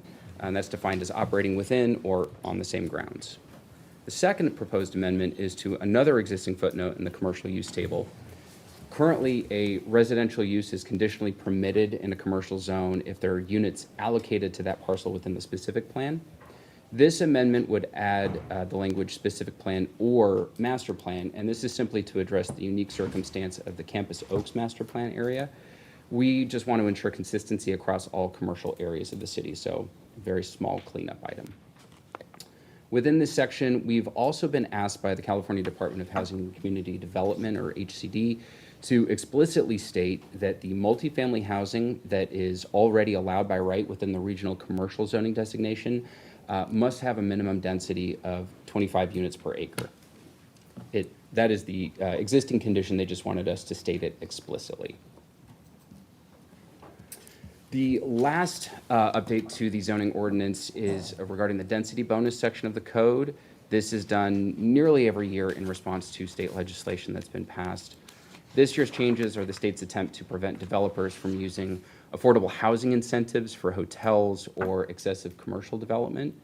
So first, they explicitly state that any type of lodging is not eligible for an incentive or a concession, and that they can no longer be used to increase the commercial floor area of a mixed-use project to more than 2.5 times the FAR that's allowed by local zoning. They also require that deed restrictions on any mixed-use developments must prohibit short-term rentals. These changes would ensure that projects receiving density increases and regulatory waivers actually prioritize affordable housing over commercial or visitor-serving uses. Additionally, when we renewed our pro-housing designation last year, HCD requested that we remove the language requiring that a developer submit a pro forma to qualify for a density bonus. Pro forma is the financial document that explains the sources of income and expenses for the developer, and it's typically used to determine whether a housing project is fiscally viable. It used to be required in order to demonstrate that the density bonus was necessary to make the project pencil out, so to speak. But there is existing case law that states this can't be required, and in practice, the city has not actually enforced this requirement in at least a decade. So regarding the subdivision ordinance amendments, the proposed changes are within the ministerial 10-lot map subdivision process, which, just as a reminder, was created by state laws SB 684 and SB 1123 that were both passed in 2023. So firstly, these amendments would authorize a proposed subdivision to designate what's called a remainder parcel. The parcel wouldn't count against that 10-lot maximum, meaning that there might be a circumstance you could actually end up with 11 parcels in some scenarios. This would only be allowed if the parcel retains an existing land use or structure, does not contain new residential units, and it's not exclusively dedicated to serving the housing development project. The example that we've used is that if there was an existing home on a parcel that meets all the other criteria for the 10-lot split, a developer could technically make 10 new parcels in addition to the one with the existing home on it, making for a total of 11 parcels. Secondly, the amendments, the proposed amendments specify that parcels in these subdivisions cannot be sold, leased, or financed unless they meet one of the following criteria. So they would have to contain a new compliant residential unit, they would have to contain an existing legal structure, they would have to be designated for a common area or open space, or they would have to be the last remaining undeveloped parcel within the subdivision. These changes are intended to prevent speculative buying and selling of individual undeveloped parcels that would be created through this 10-lot mapping process. Lastly, the section is being renamed from ministerial multifamily map to ministerial 10-lot map. That's just to reflect the fact that this process already applies to projects in both single-family and multifamily zoning districts. In terms of public outreach, staff discussed these proposed amendments at the Arcona board meeting of March 19th of this year. Board members had no questions about the subject amendments. The item was heard at the April 23rd Planning Commission meeting. Commissioners had some clarifying questions regarding the density bonus and the 10-lot subdivision amendments.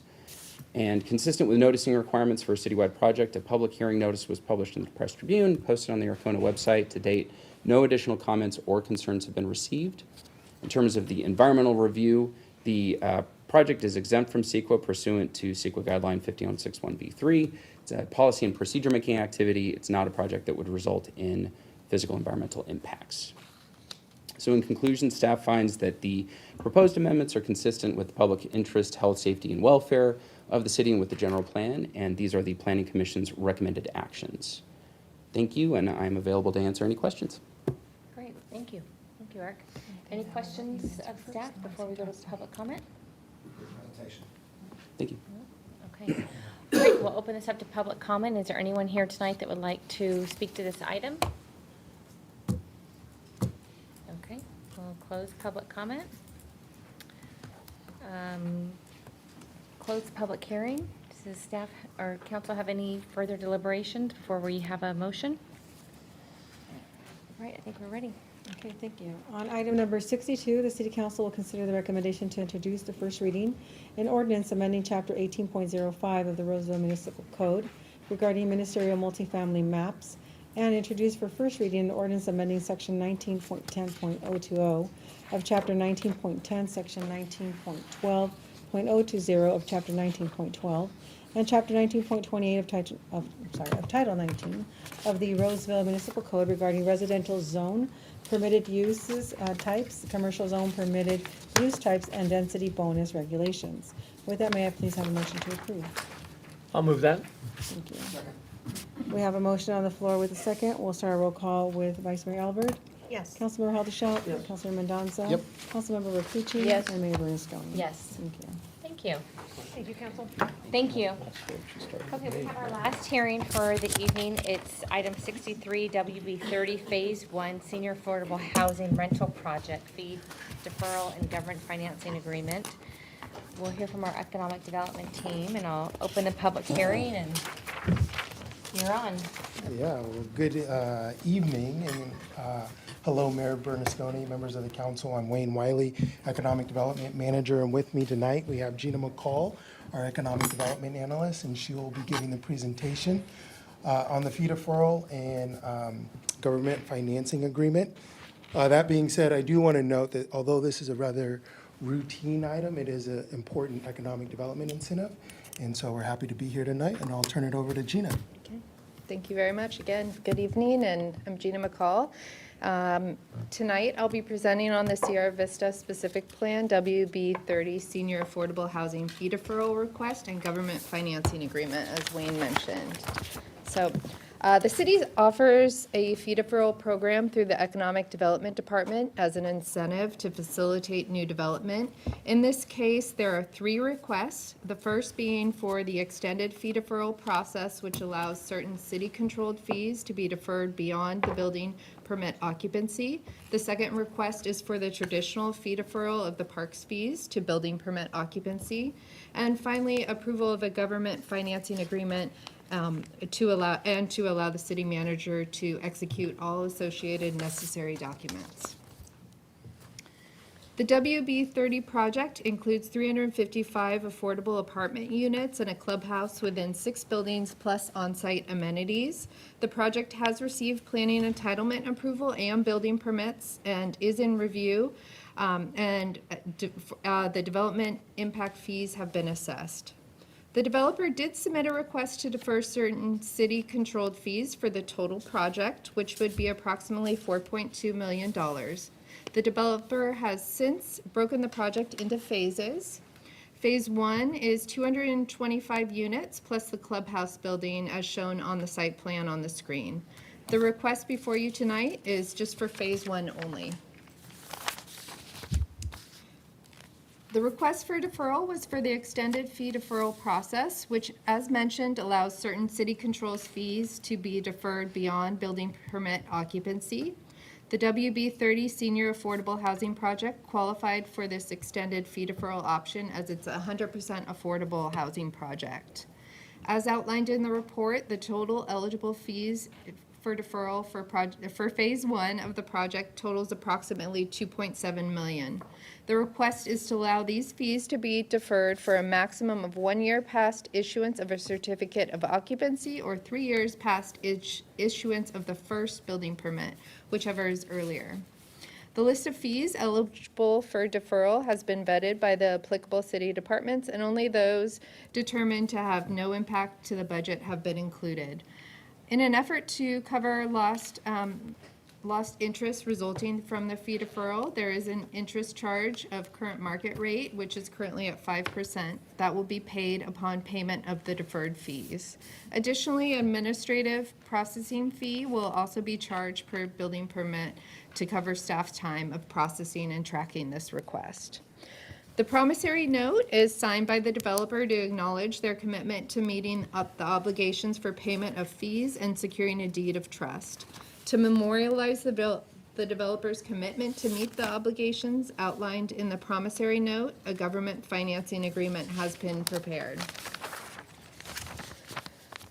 While parks fees are typically included on the list of fees eligible for deferral, it was determined during the review process of the requested extended fee deferral that these fees are needed more urgently and would not qualify for the extended fee program. A separate action is therefore requested to allow parks fees equivalent to just over $1 million to be deferred through the standard fee deferral process for multifamily projects. Interest equivalent to the city's pooled interest rate plus an administrative fee will also be charged for those deferred fees. So that concludes my presentation, and staff is making the following findings. Roseville Municipal Code and Government Code Section 53083 requires all fee deferrals over $100,000 to be approved via a public hearing. That's why we're here tonight and presenting. The Sierra Vista Specific Plan WB30 Senior Housing meets the intent of the fee deferral program. So staff therefore recommends that the City Council adopt the resolutions approving the fee deferrals and government financing agreement for Phase 1 of this project. Thank you. Thank you very much. Any questions of staff before we go to public comment? Okay, we'll open this up to public comment. Is there anyone here tonight who would like to comment on this item? Please come forward. Good evening. Good evening.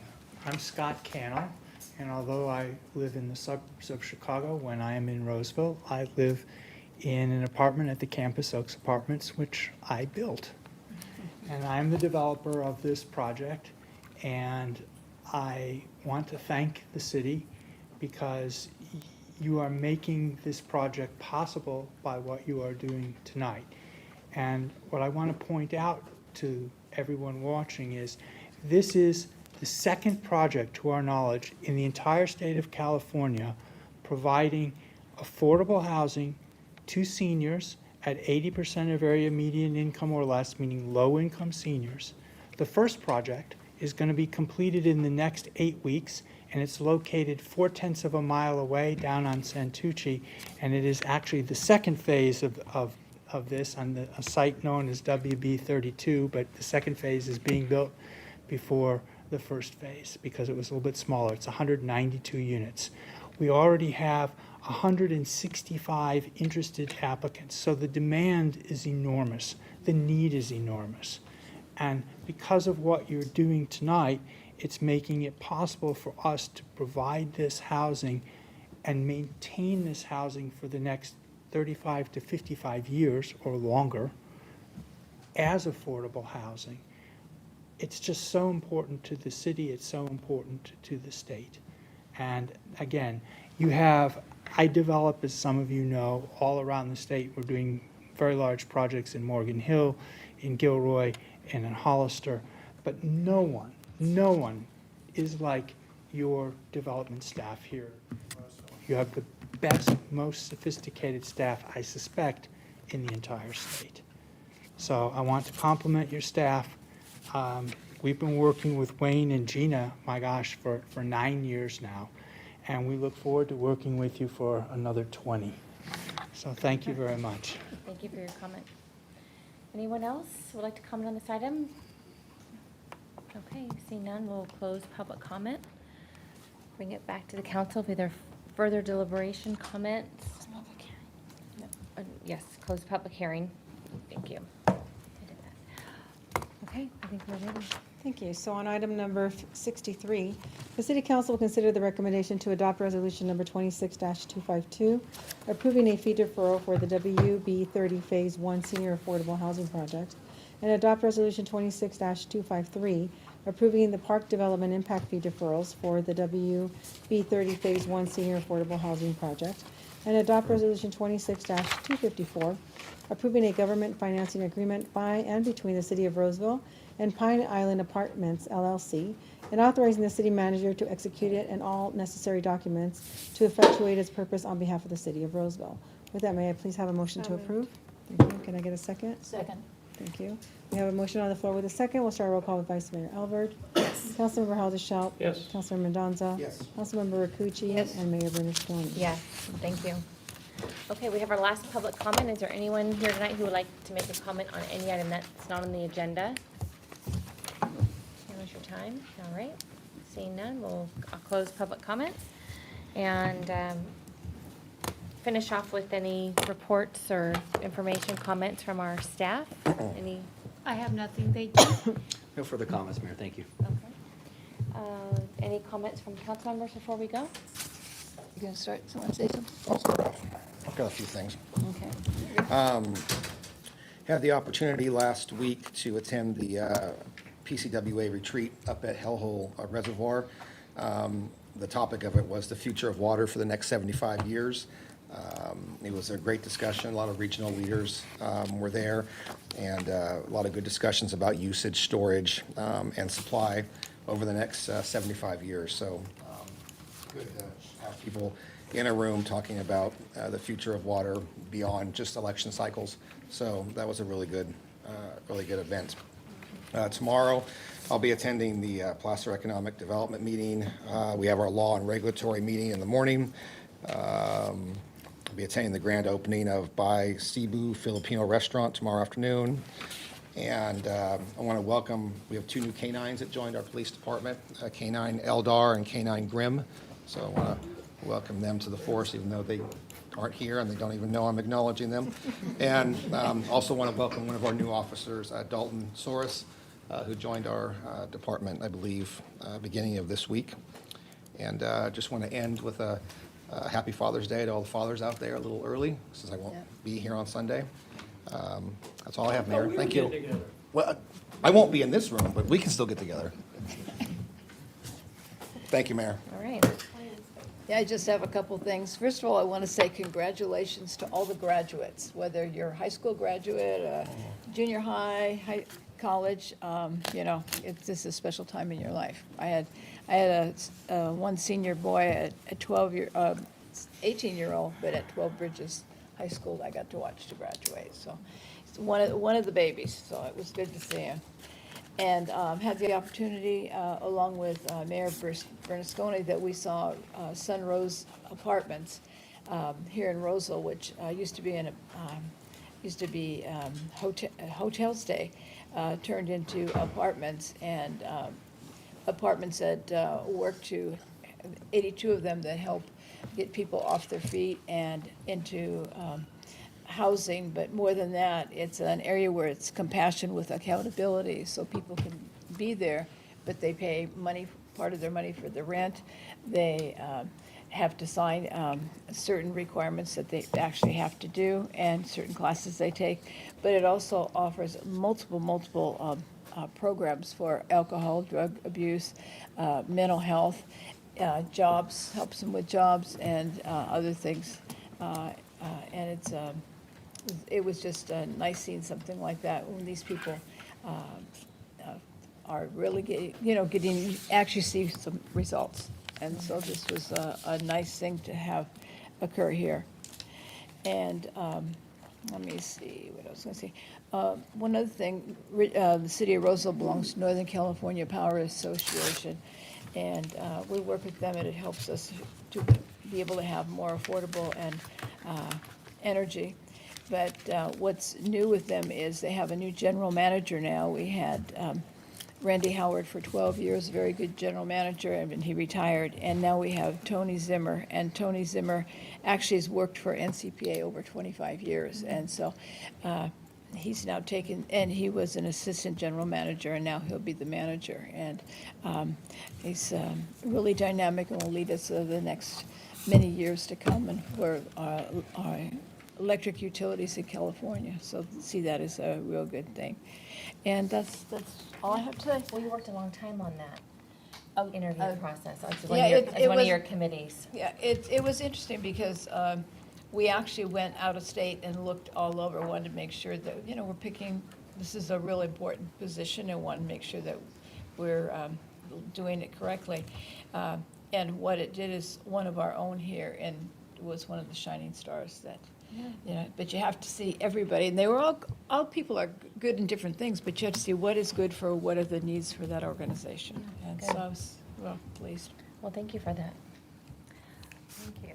I don't think I have anything Okay. else to add. I know we'll be together for the parade in a couple right. weeks. That's right. So, All right. Sorry to mean. no, go ahead. Had an opportunity to represent the council at the Kiwanis on June 4th and give them an update, working with our staff to provide them an update on everything not everything that's going on in Roseville, but the highlights. What a great group that is. 2 years ago, I think it was, the Kiwanis, in recognition of their 75th anniversary, gave $15,000 to a number of nonprofits in the city. So terrific group.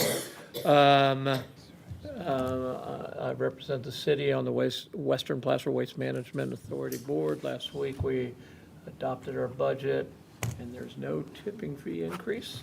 We also have come closer with the FCC, don't ask me what that stands for, but they operate the materials recovery facility, so we've updated our agreement. That was a huge milestone. If Devin's still within, he's not here, but, we have a terrific staff, and they were pleased with that. That's one, two.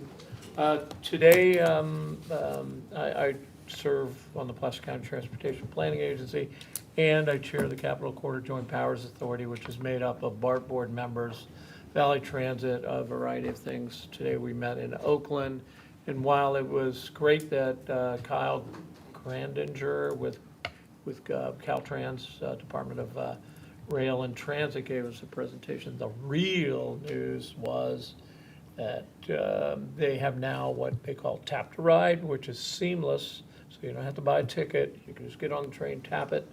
It launched, everybody loves a deadline, it launched with the World Cup, which started in, they've rebranded Levi Stadium to something else, but started on Saturday, and a lot of the riders came from the Placer Davis area. So that was, and I think today, yesterday was the second highest ridership, today maybe the first highest ridership. SACOG board meeting is tomorrow. It's, SACOG board moves around the region. Tomorrow we'll be in Placerville, and then at the end of the month, SACOG does a peer region tour. They're gonna go to Minneapolis in keeping with the soccer theme, part of the trip, and they do this along with the Metro Chamber, GSAC. I'm missing somebody in that mix there. But they'll be in Minneapolis, and part of that is a tour of, somebody in the insurance business can tell me how you say Alliance Field, where the MLS, the Minneapolis MLS team plays. And thank you to all those who applied for boards, commissions, and committees. We have Thank you. always, it's a tough decision, and it's gratifying to see so many really, really qualified people applying for that. And happy Father's Day. Nice. All right, thank you. Oh, I'll be in Southern Oregon, so Tracy, we're not getting together. Oh. I'll drink your beer. Okay. I've had two committee meetings. I represent the city on the Greater Sacramento Economic Council. We had our board meeting and heard a lot about just all the data and statistics about what's coming to our region, and I know they work closely with our economic development team. I had an RPAL, Roseville Police Activities League meeting last week, and they are busy with summer programs for our youth. The Roseville Chamber Leadership graduation is tomorrow night, and applications are being accepted for the next leadership class through, and the deadline to apply is July 18th. And I think that's it. There's probably a lot more, but in the interest of time, we will adjourn. This is our last meeting of our fiscal year and the month, and we will have one council meeting in July, which will be July 15th, and then will that be in our new chambers? Yes. Fingers crossed, so that'll be exciting. So thank you for being here tonight, and we'll see you back here next month, if not before.